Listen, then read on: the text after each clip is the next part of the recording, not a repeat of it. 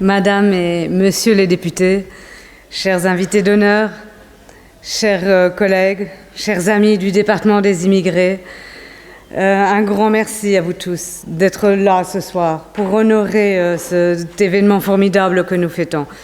Un grand merci pour votre présence parce que ça vaut quelque chose et ça représente quelque chose. 40 ans de lutte pour les immigrés.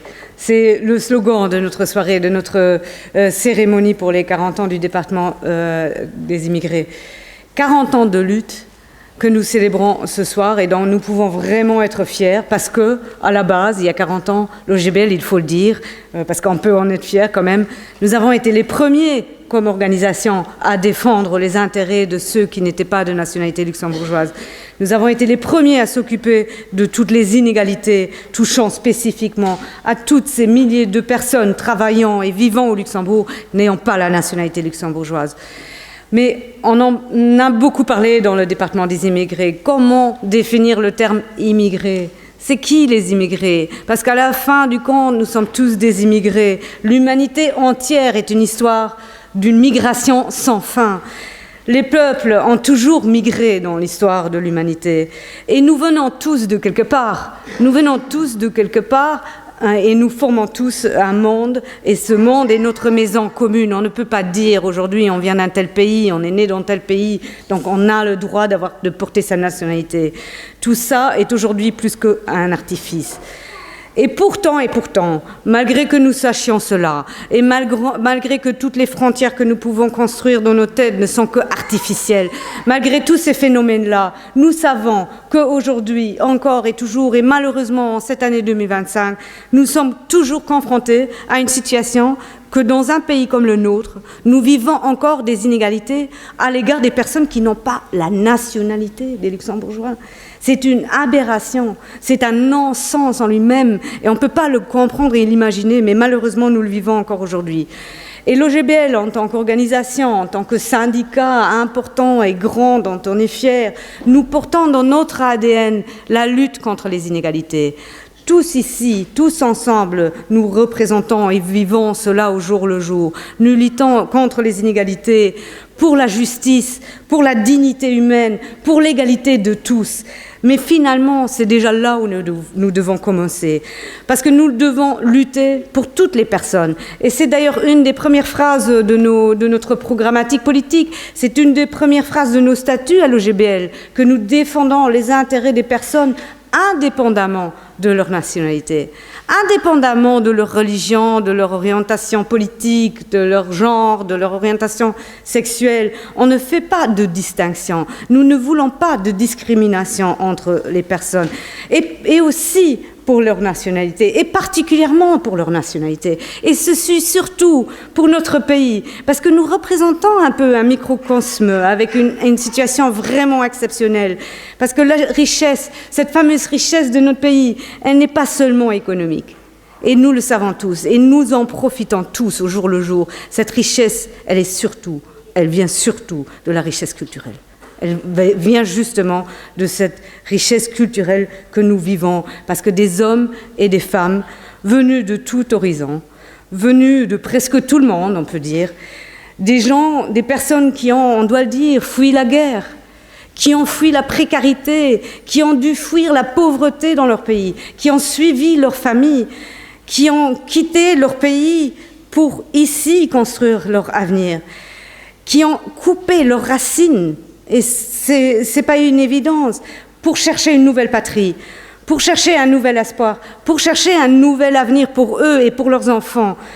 Et dans tout cet engagement et toute cette lutte de ces personnes immigrées, de ces personnes militantes, nous pouvons qu'en profiter en tant que pays. Et c'est grâce à leur travail de tous les jours, nous le savons, et aussi à leur culture, mais aussi grâce à leur gastronomie, grâce à leur musique, grâce à toute leur détermination, grâce à toute votre force, que nous pouvons aujourd'hui dire nous sommes un pays tellement riche, nous sommes un pays tellement diversifié, tellement coloré, tellement multiple et tellement ouvert à la multiplicité. Et pourtant, même ici, dans notre cher Luxembourg, nous connaissons encore tous les jours des propos racistes, José, tu l'as dit, des réflexions discriminatoires. Nous connaissons encore aujourd'hui des politiques qui sont faites contre les frontaliers, qui sont faites contre les personnes de nationalité non luxembourgeoise.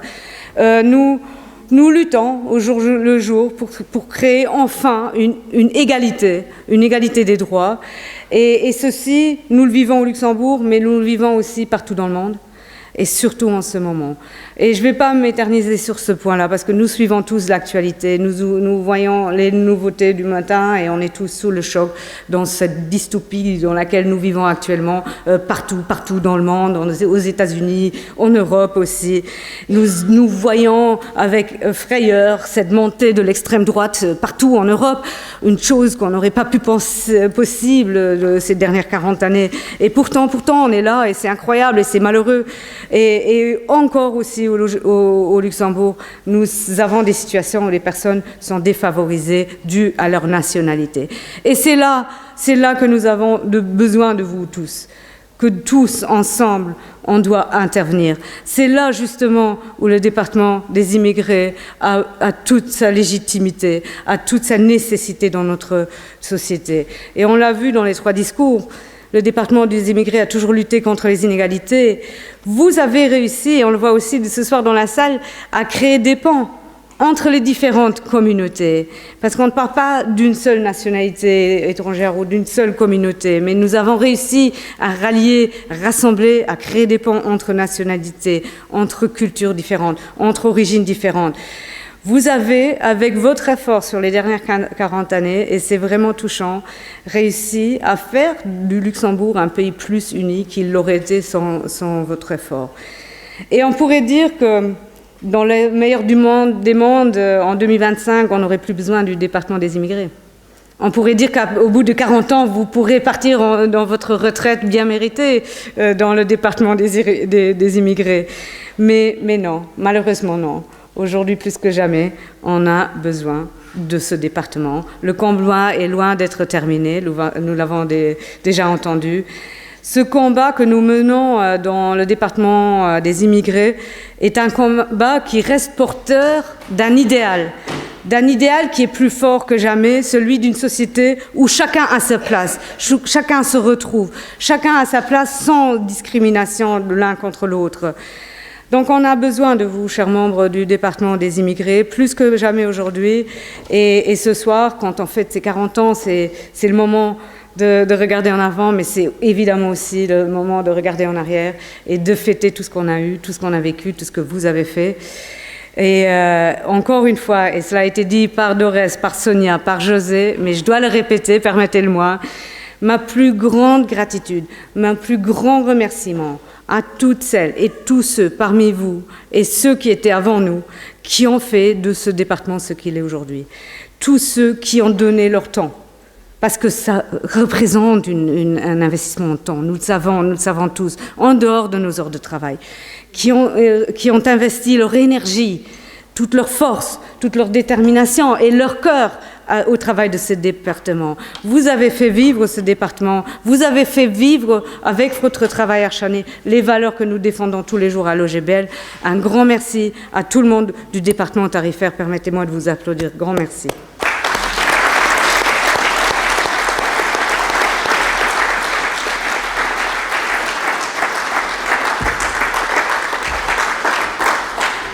Et comme je l'ai dit, ce n'est pas la fin, on continue, la lutte continue. Et je voulais aussi remercier quelques personnes spécifiquement, mais elles ont déjà été citées. Et si on dit des noms, on a toujours tendance à oublier des personnes. Donc certainement, il y aura des oublis, mais un grand merci aussi de la part de notre centrale de l'OGBL, vraiment à tous ceux qui ont fait du département immigré ce qu'il est aujourd'hui. Donc il a déjà été nommé Valerio qui a été le premier secrétaire central du département département. Son fils Jean-Luc est avec nous aujourd'hui. Jean-Luc, dis à ton père un grand merci pour tout ce qu'il a fait. Il y avait Ademar Rodriguez, il y avait Jaune Castagnère, tu l'as cité évidemment. Jaune Castagnère lui-même étant fils d'immigrés, c'est lui qui a permis aussi de faire en sorte que l'OGBL puisse s'investir dans cette lutte contre les inégalités.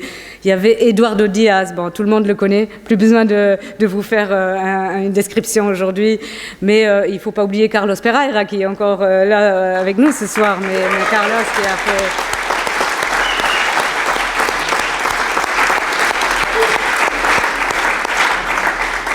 Et tous ceux que je ne peux pas nommer ce soir, mais tous ensemble, vous avez réussi à mener cette bataille, et je vais dire même des milliers de batailles. Des milliers de catalogues de revendications, et j'en ai vu passer sous la plume d'Eduardo, des pages et des pages de revendications spécifiques pour les immigrés, des milliers d'entrevues politiques, de réunions du département, des petites réunions, des grosses réunions, des événements, des festivités, des milliers de campagnes politiques qui ont été menées, et tout ça dans l'intérêt des immigrés. Pour le droit de vote, tu en as parlé, actif et passif, pour la participation déjà électorale. Pour la convention bilatérale sur la pension d'invalidité entre le Portugal et le Luxembourg, un grand succès du département, pour les droits égaux pour tous de manière générale, pour la double nationalité, pour l'intégration finalement des immigrés dans notre pays multiculti et multilangue, pour un droit à la formation qui ne doit pas cesser, pour un droit au logement, pour les prestations familiales égales entre toutes personnes, pour un droit à la retraite, pour une lutte contre les conditions de travail pénibles, parce que Sonia l'a dit, souvent les immigrés travaillent dans les secteurs particulièrement précaires et surtout exposés à des conditions de travail très pénibles et à des salaires très très bas. Et tant et tant de choses encore, et on peut le dire qu'aujourd'hui, et là aussi pas besoin de vous faire un dessin, mais avec le gouvernement que nous vivons actuellement, la lutte va devoir continuer, le combat continue parce qu'on est loin du bout des forces.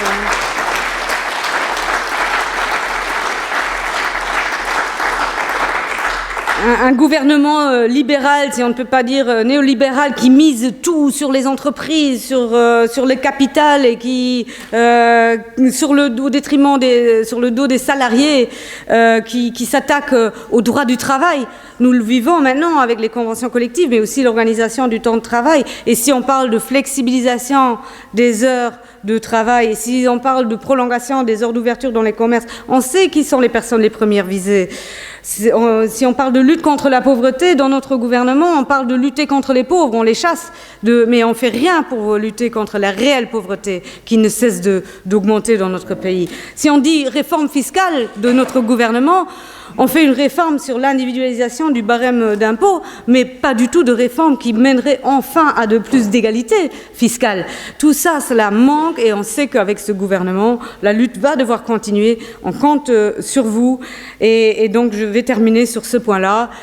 Là, on va direction les prochaines 40 années.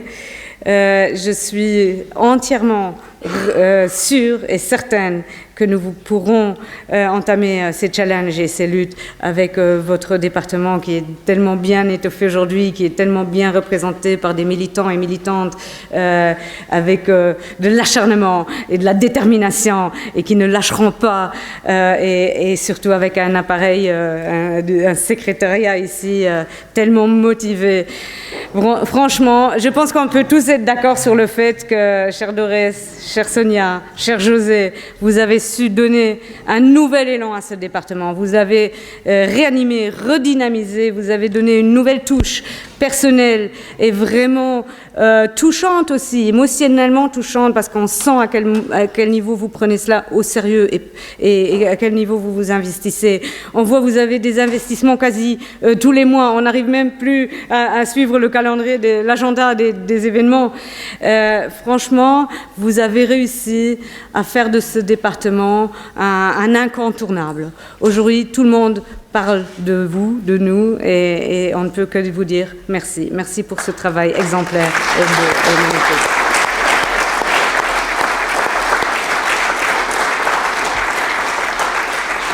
Dans ce sens, je termine sur un happy birthday. On fêtera bien les 40 ans, c'est encore jeune, on a beaucoup d'années devant nous. Happy birthday, merci pour tout ce qui a été fait, merci pour tout ce qui va encore être fait. Vive le département des immigrés, vive l'OGBL. Un grand merci.